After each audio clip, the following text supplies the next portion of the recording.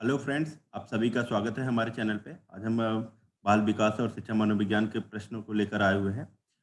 पहला प्रश्न है आपका, समाजीकरण क्या है? समाजीकरण समाज के मानदंडों के साथ अनुकूलन है। दूसरा है, सीबीएसई द्वारा अपनाए गए प्रगतिशील शिक्षा के प्रतिमान में बच्चों का समाजीकरण जिस प्रकार से किया जाता है उससे अपेक्षा की जा सकती है। क्या अपेक्षा की जा सकती है? यहाँ पर दूसरा आंसर रहेगा आपका, वे सामूहिक कार्य में सक्रिय भागीदारिता का निर्वाह करें तथा सामाजिक कौशल सीखें।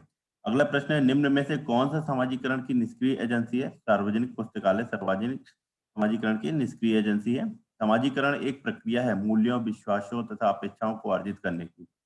निम्नलिखित में से कौन सा बच्चों के समाजीकरण को प्रगतिशील मॉडल के संदर्भ में सही नहीं है? यहाँ पर बच्चे विद्यालय में बताई गई बातों को स्वीकार करते हैं चाहे उनकी सामाजिक पृष्ठभूमि कुछ भी हो। ये आपका राइट आंसर रहेगा।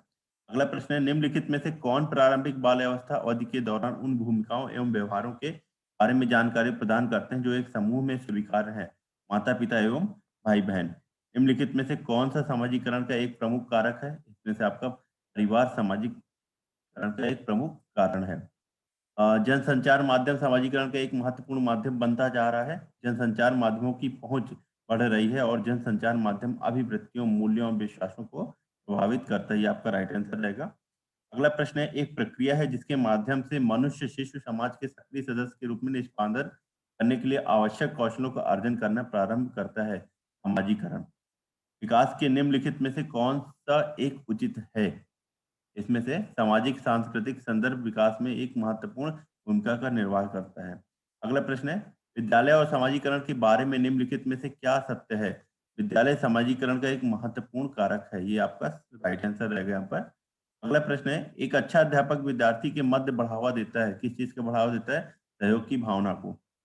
शिक्षक एवं विद्यार्थी के मध्य संबंध होना चाहिए। कैसा होना चाहिए? स्नेह का, विश्वास का, सम्मान का, सभी का होना चाहिए। उपयुक्त सही सभी आपका राइट आंसर। विद्यालय का कार्य होता है संस्कृति का संरक्षण करना। ये भी कार्य होता है विद्यालय के। संस्कृत का परिष्करण, संस्कृत के नए प्रतिरूपों का निर्माण, उपरोक्त सभी। ये आपका राइट आंसर रहेगा। सामाजिक परिवर्तन का सर्वाधिक कार्यकारी कारक कौन सा है? धर्म, सरकार, जाति। इनमें से आपके कौन से सर्वाधिक कार्यकारी कारक है? शिक्षा। निम्नलिखित में से कौन सा सत्य है?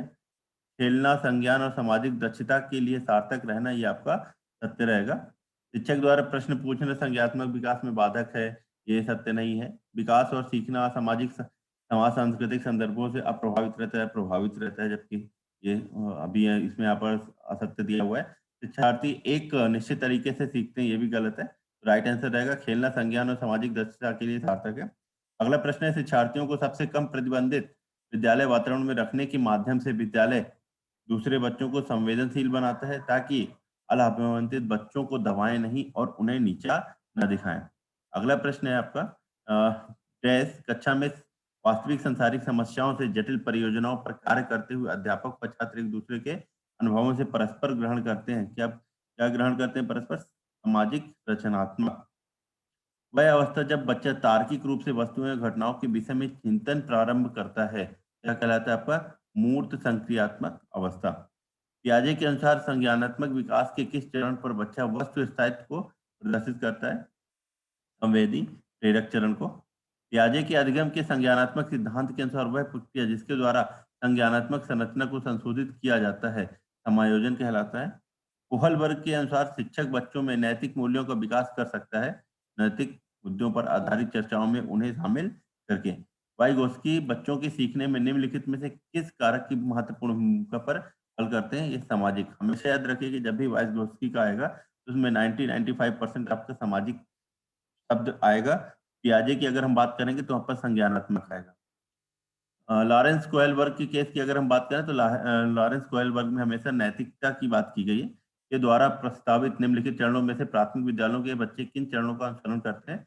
आज्ञा पालन और दंड उन्मुखीकरण, वैयक्तिकता और विनिमय, अच्छे अंतः व्यक्तिगत संबंध, सामाजिक अनुबंध और व्यक्तिगत संबंध। तो इसमें राइट आंसर रहेगा ए और बी। अगला प्रश्न है, कर्नैल सिंह कानूनी कार्यवाही तथा खर्चे के बावजूद आयकर नहीं देते हैं। वे सोचते हैं कि वे एक भ्रष्ट सरकार को समर्थन नहीं दे सकते जो अनावश्यक बांधों के निर्माण पर लाखों रुपए खर्च करती है। वे संभवतः कोहल वर्ग के नैतिक विकास की किस अवस्था में है? वो पश्च परंपरागत अवस्था में है। निम्नलिखित में से कौन सा निहितार्थ पियाजे के संज्ञानात्मक विकास के सिद्धांत से नहीं निकाला जा सकता है? शाब्दिक शिक्षण की आवश्यकता, ये सिद्धांत से नहीं निकाला जा सकता है। बच्चे अपनी समझ से विश्व की परिकल्पना करते हैं, ये कथन किसने कहा है? ये आपका पियाजे ने कहा हुआ है। बच्चे अपनी समझ से विश्व की परिकल्पना करते हैं, ये कथन किसने कहा है? पियाजे ने कहा है। बालकों की सोच अमूर्तता की अपेक्षा मूर्त अनुभवों एवं प्रत्ययों से होती है। यहाँ पर अमूर्तता की जब भी हम बात करेंगे तो ये पियाजे की चौथी अवस्था है और मूर्त आपकी रहेगी आपकी तीसरी अवस्था। तो मूर्त के लिए जो एज फैक्टर है, एज होता है आपका 7 से 12 और अमूर्तता की जब भी हम बात करेंगे तो वो 12 वर्ष से वयस्क तक आएगी। ठीक है? जन्म से 2 वर्ष ये संवेदीगामक रहेगी और 2 से 7 वर्ष पूर्व संक्रियात्मक अवस्था आएगी। तो ये पियाजे ने 4 अवस्थाएँ दी थी। कोई 5 वर्ष साल की लड़की एक टी-शर्ट को तह करते हुए अपने आप से बात करती है। लड़की द्वारा प्रदर्शित व्यवहार के संदर्भ में निम्नलिखित में से कौन-सा कथन सही है? यहाँ पर जीन पियाजे इसे अहम केंद्रित भाषा कहेगा और लेव वाइगोत्स्की इसकी व्याख्या बच्चे के द्वारा निजी भाषा में अपनी क्रिया को नियमित करने के प्रयास के रूप में कहेगा। तो यहाँ पर ये आपका राइट आंसर रहेगा। अगला प्रश्न है आपका, पियाजे के अनुसार बच्चों का चिंतन वयस्कों से डैश में भिन्न होता है बजाय के, यहाँ पर प्रकार में भिन्न होता है बजाय मात्रा के। संज्ञानात्मक विकास के 4 चरणों संवेदी प्रेषीय, पूर्व संक्रियात्मक, स्थूल संक्रियात्मक, औपचारिक संक्रियात्मक की पहचान की गई है इसके द्वारा, पियाजे के द्वारा। एक चीज याद रखिएगा, मूर्त संक्रियात्मक को ही स्थूल भी कहते हैं और औपचारिक की जब भी हम बात करेंगे तो वहां पर सूक्ष्म आ जाएगा। जब वयस्क सहयोग से सामंजस्य कर लेते हैं तो वे बच्चे के वर्तमान स्तर के प्रदर्शन को संभावित क्षमता के स्तर के प्रदर्शन की तरफ प्रगति क्रम को सुगम बनाते हैं। इसे कहा जा सकता है, क्या कहा जा सकता है? इसे समीपस्थ विकास कहा जा सकता है। अगला प्रश्न है, उत्तर बाल्यावस्था में बालक भौतिक वस्तुओं के किस आवश्यक तत्व में परिवर्तन समझने लगते हैं? तो ये उत्तर बाल्यावस्था में बालक भौतिक वस्तुओं के किस आवश्यक तत्व में परिवर्तन समझने लगते हैं? ये द्रव्यमान, संख्या और क्षेत्र पर परिवर्तन समझने लगते हैं। समाजीकरण के संदर्भ में विद्यालयों के पास प्राय एक प्रचंड पाठचर्या विद्यमान रहती है जिसमें निहित होता है, क्या निहित होता है? अंतःक्रिया व सामग्री द्वारा विद्यालयों में प्रस्तुत किए जाने वाले सामाजिक भूमिकाओं से संबद्ध अनौपचारिक संकेत। समाजीकरण की प्रक्रिया में शामिल नहीं है, क्या शामिल नहीं है? आनुवांशिक संचरण आपका शामिल नहीं है। शिक्षिका को यह सलाह दी जाती है कि वे अपने शिक्षार्थियों को सामूहिक गतिविधियों में शामिल करें क्योंकि सीखने को सुगम बनाने के अतिरिक्त डैश में सहायता करती है। तो किसमें सहायता करती है? सामाजिकरण में सहायता करती है। सामूहिक सामूहिक गतिविधियाँ किसमें सहायता करेंगी? सामाजिकरण में। एक शिक्षिका अपने शिक्षार्थियों को अनेक तरह की सामूहिक गतिविधियों में व्यस्त रखती है जैसे समूह चर्चा, समूह परियोजनाएँ, भूमिका निर्वाह आदि। यह सीखने के किस आयाम को उजागर करता है? ये सामाजिक गतिविधियों के रूप में अधिगम को। सहयोगी अधिगम में अधिक उम्र के प्रवीण विद्यार्थी छोटे और कम निपुण विद्यार्थियों की मदद करते हैं। इससे क्या होता है? इससे उच्च उपलब्धि और आत्मसम्मान होता है। समाजीकरण में सम्मिलित है सांस्कृतिक संचरण और व्यक्तिगत का विकास।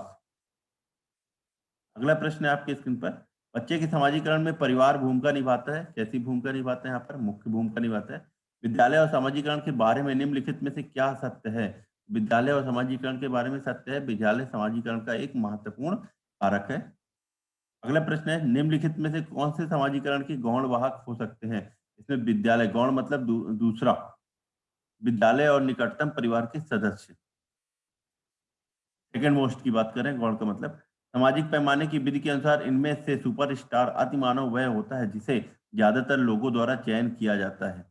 अगला प्रश्न है, खेलकूद के जरिए बच्चों में किस प्रकार का विकास संभव है? खेलकूद के जरिए बच्चों में परस्पर सम्मान की भावना, सहयोग एवं सामंजस्य, सामाजिक गुण, इन सभी का विकास संभव है। बच्चों के समाजीकरण करने की दो विधियों में एक स्नेह परक सजा एवं दूसरी कौन सी है? उद्देश्य परक सजा सम्मिलित होती है। अगला प्रश्न है, सामाजिक अधिगम आरंभ होता है, कहाँ से आरंभ होता है? आपका संपर्क से आरंभ होता है।